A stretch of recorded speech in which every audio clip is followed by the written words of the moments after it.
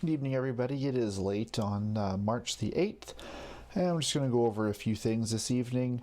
I was accused of being indifferent towards my neighbor for calling the Ukrainian conflict a distraction, and I'm just going to clarify that real quick.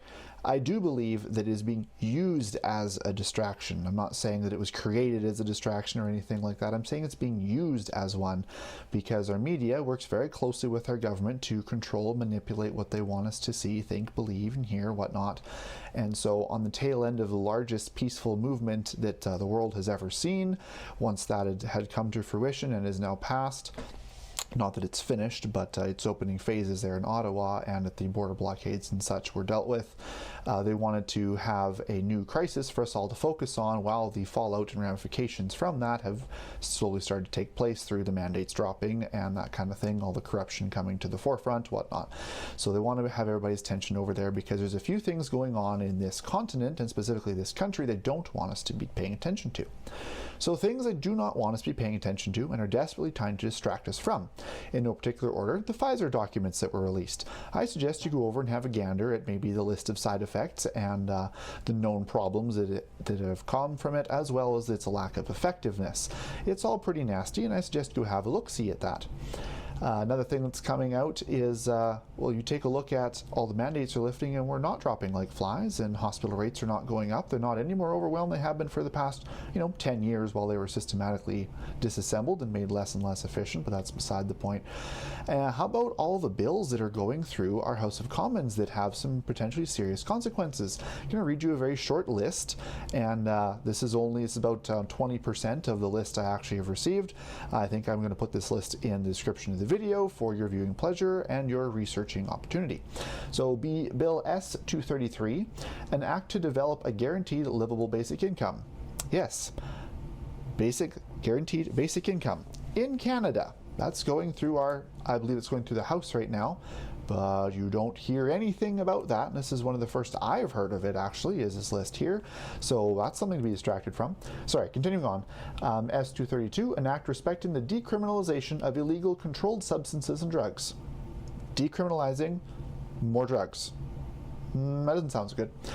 Bill S-231, an act to amend the Criminal Code, Criminal Records Act, National Defense Act, and the DNA Database Act. I think all three of those sound like they require some further investigation. But anyways, that's another thing that they're trying to pull over our faces. Let's also talk about the fact that the People's Convoy is now surrounding Washington, D.C. But you don't hear anything about that. And in fact, if I didn't have a friend who was in a part of it, I probably wouldn't have heard anything about it because the news is not talking about it. So we have these major issues and things happening within our own country that we're not talking about because all of our eyes and all of our ears and all of our brain power is looking across the pond. And yes, it's a very serious conflict over there, but there's an awful lot of misinformation being spread about that as well. I suggest you guys have a little gander over at an Indian news company, like from India, WION News, W-I-O-N News. World is One News, I think is what the acronym actually stands for. And my wife found me an 8-minute long video. They were talking about NATO and the Warsaw Pact and what actually led up to this conflict, and if half what they're saying is true, then there's an awful lot of misdirection happening over there. So please have a look at that before we go jumping off of any bridges and jumping to any conclusions.